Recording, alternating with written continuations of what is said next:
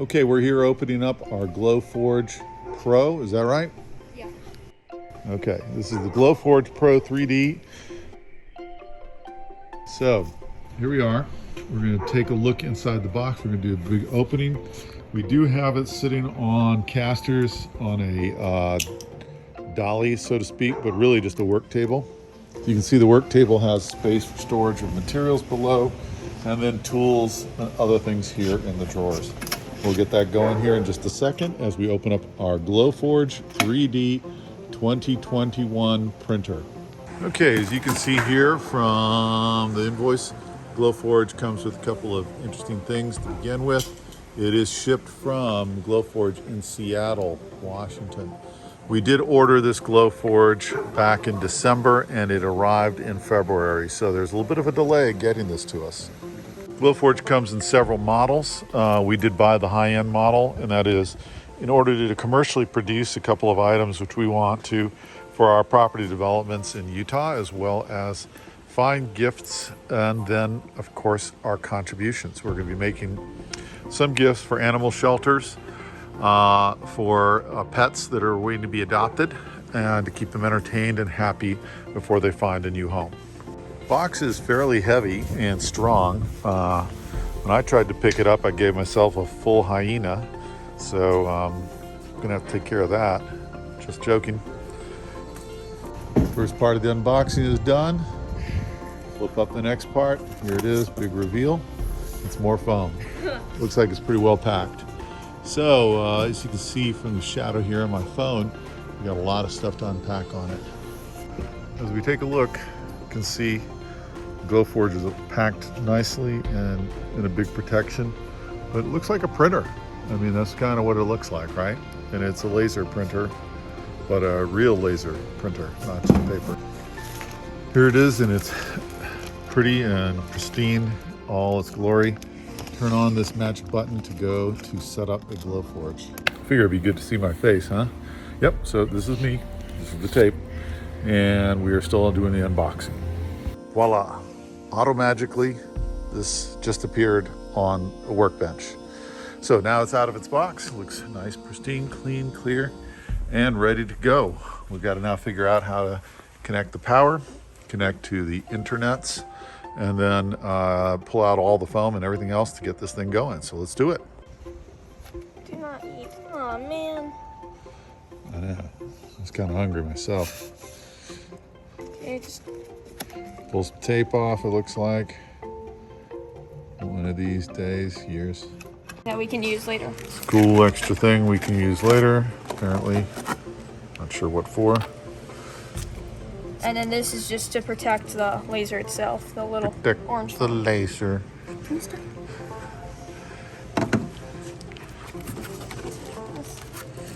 I don't think there's anything else. All right.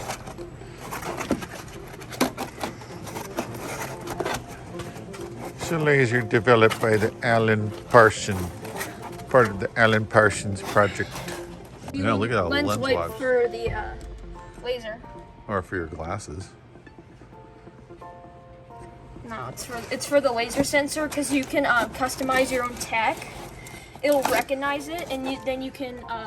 Well, if I just buy one of these and you get a laser, you know, or lens cleaner. You need a. Okay, got it. Okay. So I'm not posting that. It's known as the coolant. There it is. I feel like I could do this as Dr. Evil the entire time. Son doesn't think it's as funny as I do. Oh, now what are we doing? Taking out these little wedges right where the wheels are, so this will be rolling and moving around when you're Properly cutting as a laser? yeah. Okay. Taking the wedges out. You want wedgie? You laser wedgie. Why no one watches you? It's not why no one watches me. That's true inside the family too, son. You can just unscrew them, go counterclockwise. Left to loosen, right to tight, or something like that. Whatever the saying is.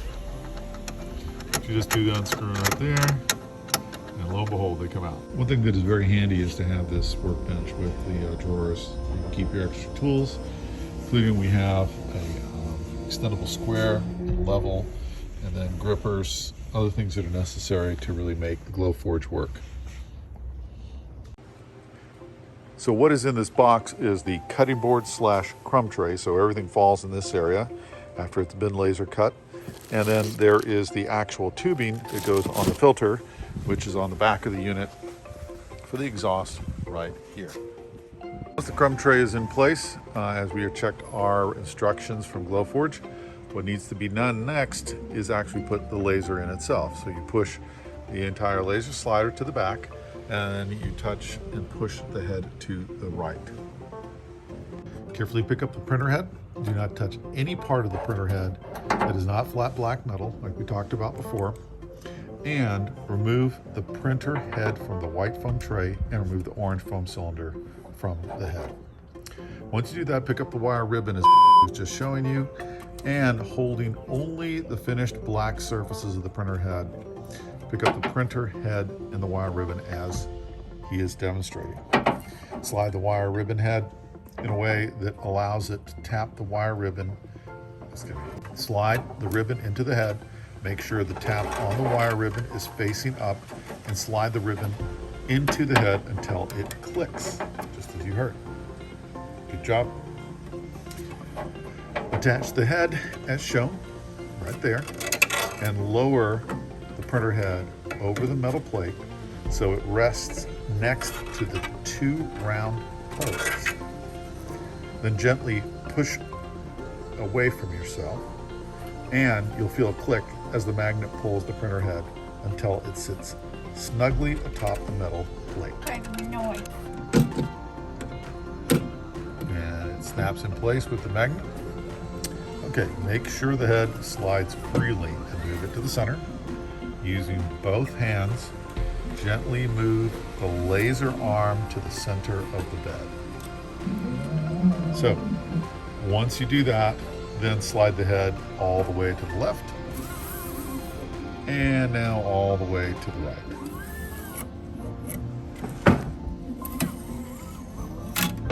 Perfect.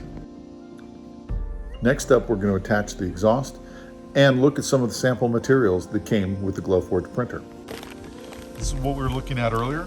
This is what is in the accessories box. It has the crumb tray, it has the power cord, and then it has some of the initial test materials that you can use in order to get started with your Glowforge. One thing we thought was very neat was that there is a camera right here at the top of the lid for the Glowforge. And my son will explain a little bit more about what that means. Go ahead and tell them. So basically this camera will allow you to see your print as it's going, and also it can recognize certain technology like a phone or a laptop. So say I put my phone in here, it will recognize the back of it, and it'll allow you to etch things into it without harming the technology. Push the magic button.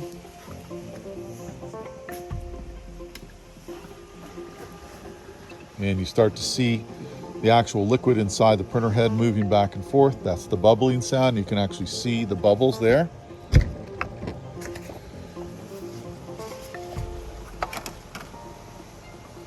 And the process is now beginning for us to start using our Glowforge.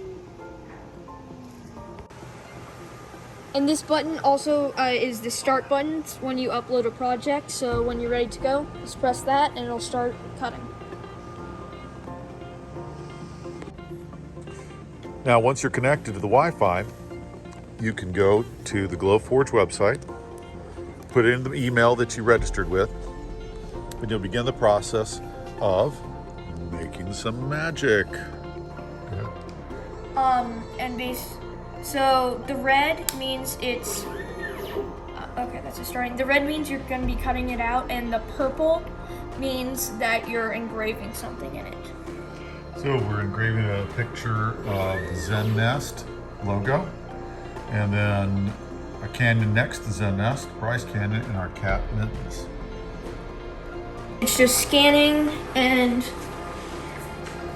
it's uploading the cuts to it, and it's preparing it and calculating the movement.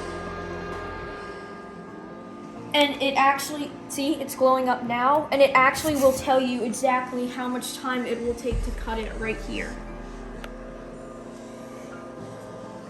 So We'll come back when we start cutting. here, because I should just watch it. Yep. And Ready, set.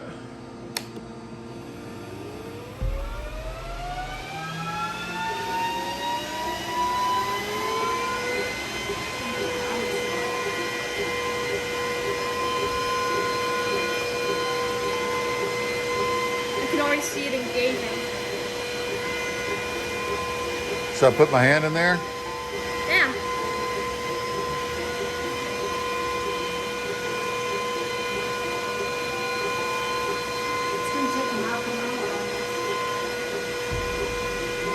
See, it's starting to cut the wood. No, it's engraving. I meant it's doing something to the wood, so Yeah. very cool.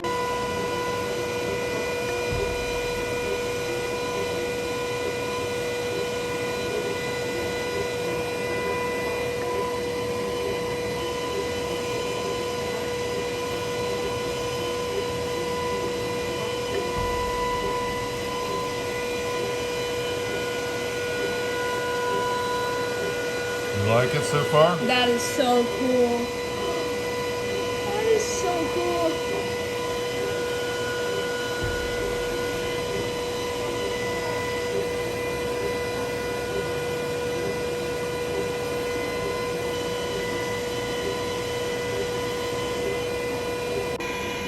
It's like a 3D printer because it goes around like that over and over.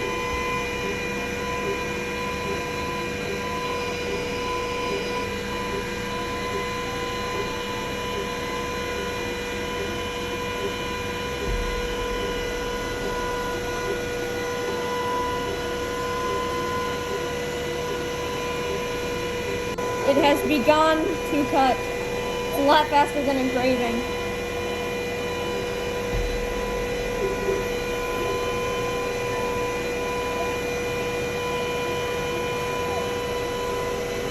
It's almost done.